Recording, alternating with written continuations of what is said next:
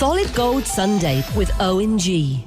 Well, right now it's time for our dog spot with Gal Skinner from the Dog Emporium on the EM125 at Porsches. Good morning to you and Happy New Year if it's not too late. Good morning, Owen. Happy New Year to you too. Yeah, first time we've seen you. Well, of course, New Year and all that, you know, everybody's saying, oh dear, not me, because I do tend to watch my weight. I haven't put on a single ounce. But a lot of people have, and they're booking up to go to the gyms and try and lose it all. But one thinks when you've been feeding, like your dogs, sausage rolls and things like that, they too probably put on a few extra kilos. What do you do to keep your dog in shape? Yeah, they do.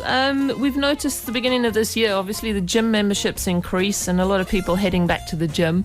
I've also got clients that are coming in, they've injured their shoulders at the gym and they're coming in for bone therapy.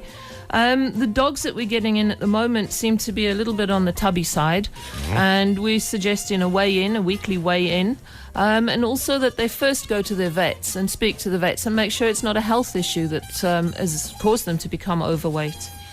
Yeah, well, I suppose there are certain medical conditions where they can put on a bit of weight. Do dogs, you know, it's a well-known fact that in the winter months when the temperatures are lower, people do tend to put on a few extra pounds. Do animals do the same? Animals do the same, but for the reason that the owners actually are giving them more treats and they're feeling sorry for them, and they're not as active, they're not taking them out as often because the weather's not good. I think it's a good idea to actually, you know, train with the dog and to work with the dog outside, to do socialization walks, to let the dog go for a run on the beach is a perfect time because the weather's not that bad during the day. And the dogs can go onto the beaches and they can have a good run. Yeah, they can this time of the year. I think it's up until, the end of March? I think it's the end of March, yeah. Owen, yeah. Yeah, but in any event, I've got a guy who actually does a lot of running on a Sunday morning and takes my lot, but he always takes the litter bags with him as well. Even this time of the year, if they do foul the beach, he picks it up and it goes in the litter bin. So, you know, that's a good tip, isn't it? Yeah, that's very important. Now, you were talking about exercising dogs. What about breeds where they've got, like I was making the joke about pugs and squash faces and little legs and all that. How are you going to handle that then? Well, breathing problems. Yeah, dogs with short noses and also the dogs with very short legs, like your sausage dogs and things like that. They tend to get overweight quickly, and because they're overweight, they can tend to cause damage to their joints. It also puts a big strain on the heart and other organs. It is important to keep these little guys, you know, as fit as you can. But obviously you don't want to put them into a really rigorous exercise program without first, you know, speaking to your vet and making sure that they are able to do these things. Exactly as Raoul says, always take professional advice if you're not sure. Now, another question I was asked to ask you, owner of a Labrador. Said, well, I had my Labrador bitch sterilised and it's got really fat. What can I do about it? Close the fridge. Don't tell it the combination on the fridge. Yeah, it seems to be that people feel sorry for the dog and they do end up giving them more treats and fattier foods. So cut down on the amount of food, increase the amount of exercise, and you should have a healthy dog. And I saw something on social network the other day that I'm sure a lot of people don't know.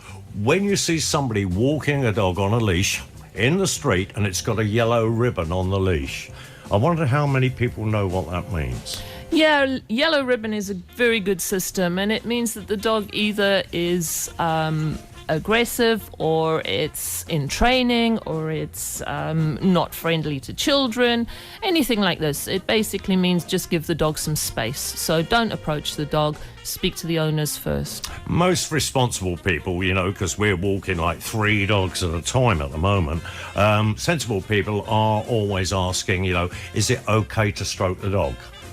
You know, and the big Labrador is as soft as anything. The little Jack Russell's fine, but watch your fingers with a teacup Yorkie.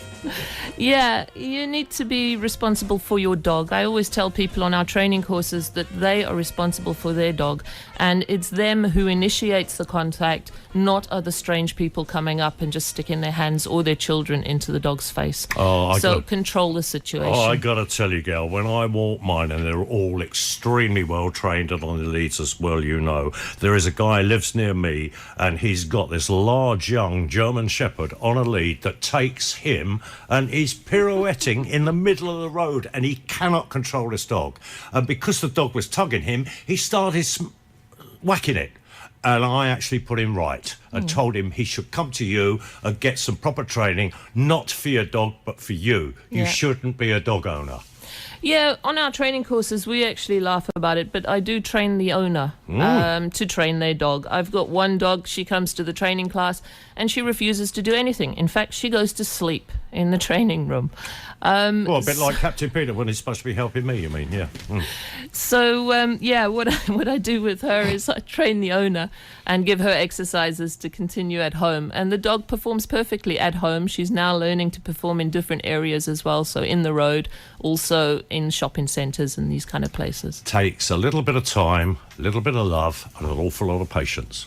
Yeah, an absolute load of patience. Gail, thanks a bunch for coming in. If you've got any questions, by the way, you can buzz Gail on our landline 289587708 now, or check them out on their website. It's very simple. It's www.dogemporium.pt, is it not? It is indeed. Solid Gold Sunday with O&G.